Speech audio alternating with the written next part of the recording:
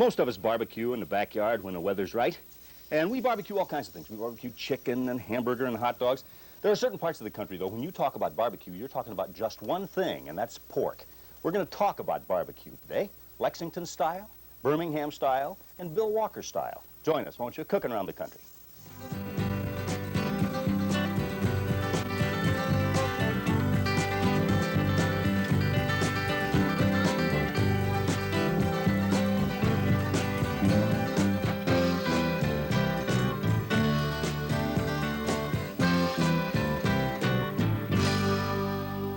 Backyard barbecuing has become almost a tradition in this country. We all do a little bit of it when the weather's right. We barbecue, or most of us do, all kinds of things. We barbecue chickens, hot dogs, hamburgers. We talk about having barbecued steak or having steak for a barbecue. In some parts of the country, though, you don't talk about steak barbecues or chicken barbecues. When you talk about barbecue, you're talking about just one thing, pork. In Birmingham, Alabama, or in Lexington, North Carolina, and places down in that part of the South, there's a big controversy over who's got the best barbecue. Cooking Around the Country checked into Southern barbecue, first in Lexington, North Carolina. The Lexington barbecue is, by some folks' standards, the best barbecue in the South.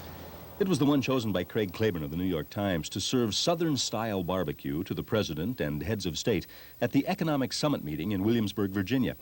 Keith Wright, one of the cooks, spoke to us with justifiable pride about Lexington barbecue. Keith, we've heard that you make some of the best barbecue in Lexington. It's the best in the world, I think. Now, what makes Lexington barbecue so special? What do you do? It's just great barbecue. It's hard to say, really.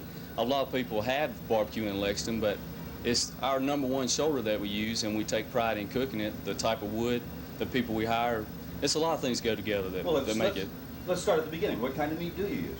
Well, we use a pork shoulder, which is from Lundy Meat Company, which is in Clinton, North Carolina, and it's a really good shoulder. You know, we've tried all of them, and that's really the best that we've found. So good barbecue starts with good meat, right? Really. What's the process? When do you start cooking? When do you start building the fires?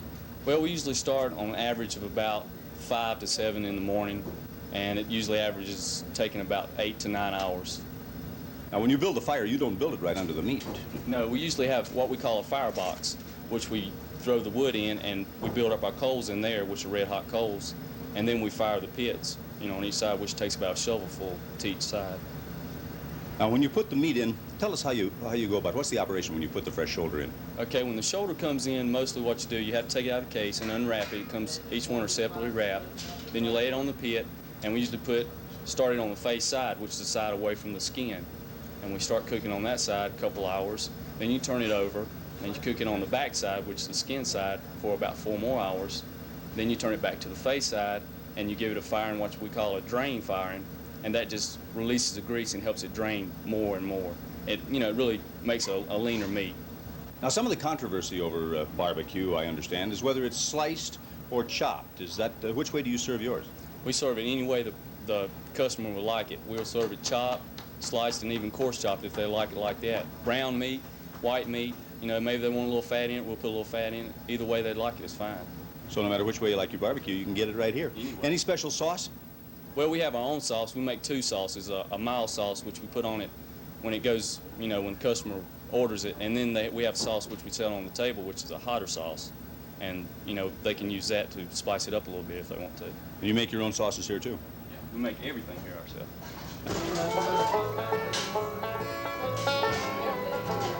We eat barbecues all the time, but I've lived this year, I've never eaten that barbecue from Alabama. We just, this is my first time ever in here, but I'll be back. It's about 350 miles, but we really enjoyed it today. They have several barbecues, but this is about the best we've had. How do you like yours, chopped or? I like it chopped the best, yeah. I've eaten Georgia barbecue a lot of times. There's nothing like it. This is North Carolina, pit cooked. They use the right kind of hams, they're tender hams, they're good hogs. This is hog country here too. I don't know how this is, but it's good. That's smacking good, I'll tell you that. Lexington, North Carolina calls itself the barbecue capital of the world. And maybe it is. There are certainly enough of them there. There's a lot of similarity in barbecue from Lexington all through the South to Ollie's in Birmingham. About the only differences, it seems, are the way the meat's cut and the sauce. Every place has a very special secret sauce. There's something unique about Ollie's. What's unique?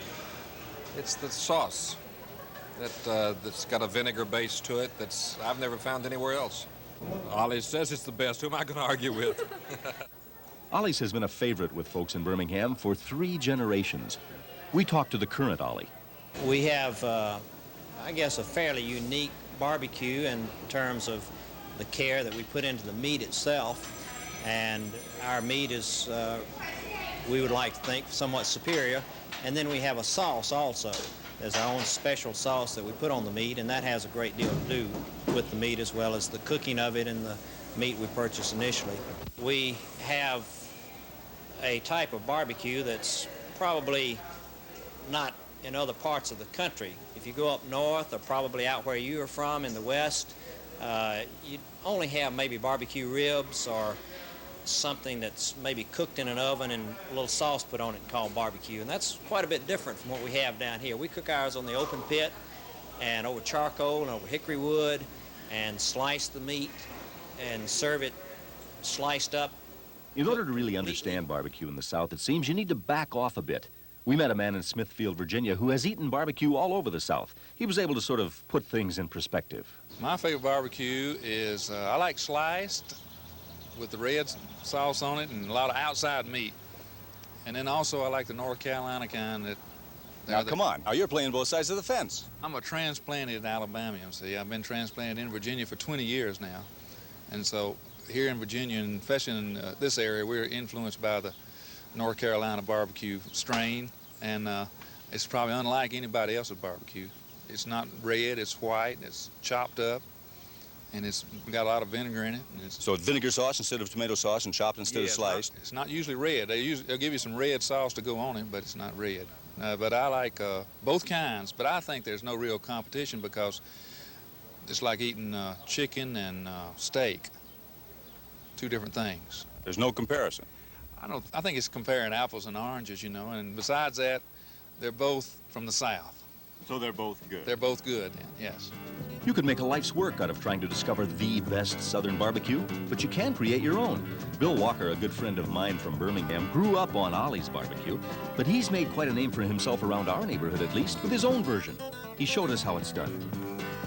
Bill, what cut of meat do you use? Either use a fresh picnic shoulder or a Boston butt, now, which is the second joint. This is the Boston butt. Is that the one? And that's the better cut, yeah. Okay. Now, those are sometimes on special at pretty good price, aren't they? Pretty good price. You can get them, I think, now 99 cents a pound. Someone's got them. And what I do is I usually take and cut this excess fat off.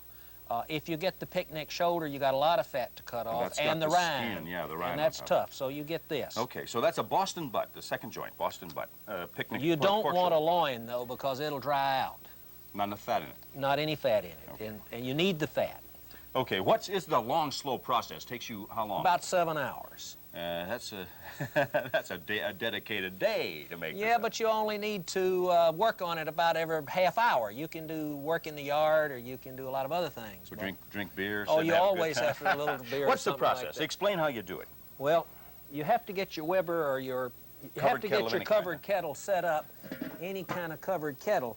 And you put your coals on one side, and I take a heavy aluminum foil and fold to make something so that the drippings, because you're going to baste this with a sauce, and then the fat's going to drip, and you want that to drip in there rather than get your cooker all dirty. So you don't have to clean it. Now this is pretty much a backyard version of the same kind of thing they do in Birmingham and do in Lexington. Pretty much the same thing.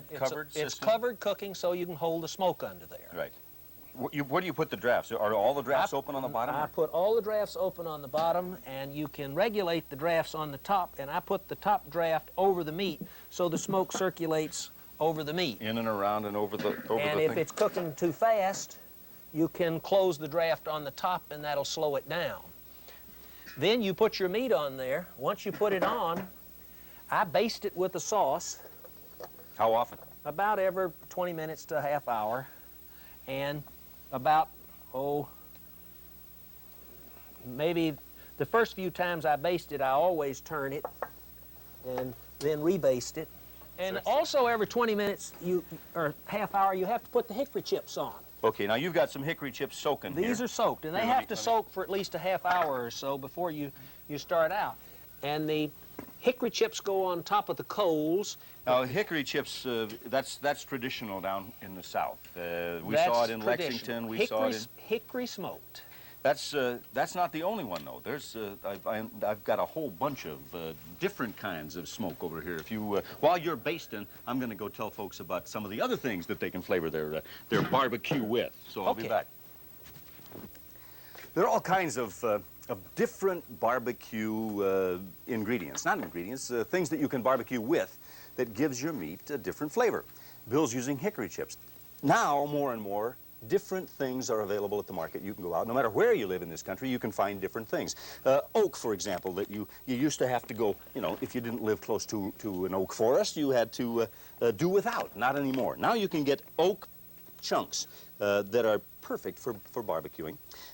In California here, we have something that's kind of new and kind of unique and very tasty, and it won't be long before it's available all over the country. These are grape clippings. After the grapes are harvested, the vines have to be trimmed back.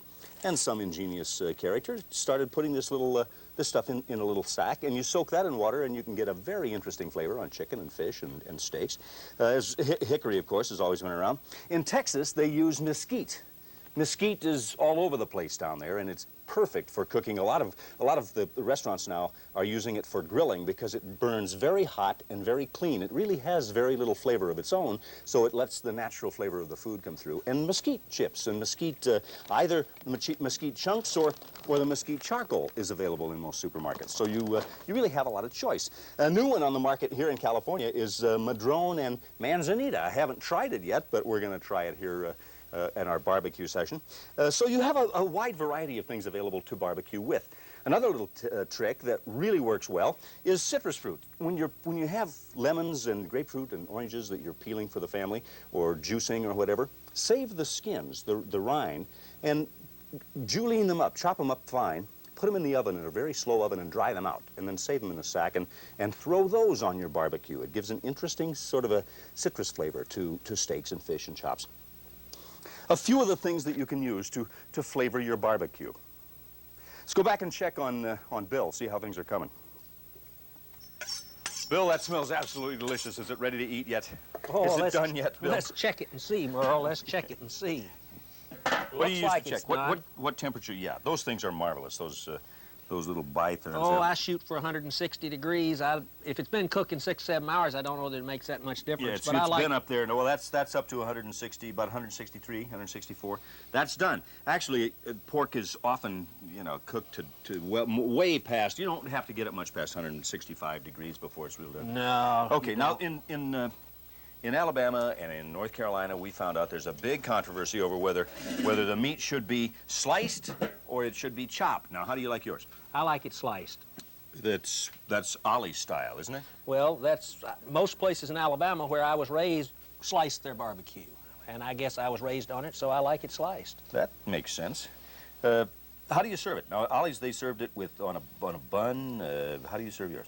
Oh, you can serve it on a bun with pickles, or you can just serve it sliced. A lot of people that don't like the bread now, when they're right. saving their calories, just eat it straight. Just straight barbecue with a little coleslaw. Yeah. Slice that up, see what it looks like. Now, you'll notice this first piece I'm cutting, I call that an outside cut. I happen to like that because it has more of the sauce and stuff. And look at how juicy that is. And well, it's that's done because to of the perfection. cut. Now, you'd serve your barbecue sauce on top of that, wouldn't you? I would put some barbecue sauce right on top of it. Here, you want a piece of it right now? Oh, yes. Yes, let's put a little sauce yes. on top of it and see how that's going to be, Merle. I think I'll have an inside piece here. Now, you could chop that if you were from... you could chop it if you wanted to. Like, and there's not a whole lot of fat in that because the fat's all dripped out, you know that? Absolutely delicious. Bill, thank you. A little bit of barbecue. We've had Lexington BBQ. We've had... Birmingham BBQ, and we've had some Bill Walker BBQ, and I'm not going to get into the controversy over which one's best, but if you'd like to have Bill's recipe, send us a self-addressed stamped envelope, won't you? We'll send it out to you. Join us next time, Cooking Around the Country. It's delicious. Are you really going to send them my recipe? Bill Walker came about as close to panic as any good old boy from Birmingham ever has when he thought I might give out his secret recipe. Fact is, he wouldn't give it to me, but that's okay. I've developed my own. And if you'd like a copy, send a self-addressed stamped envelope to Merle Ellis, Daytime, P.O. Box 4019, Grand Central Station, New York, New York, 10017.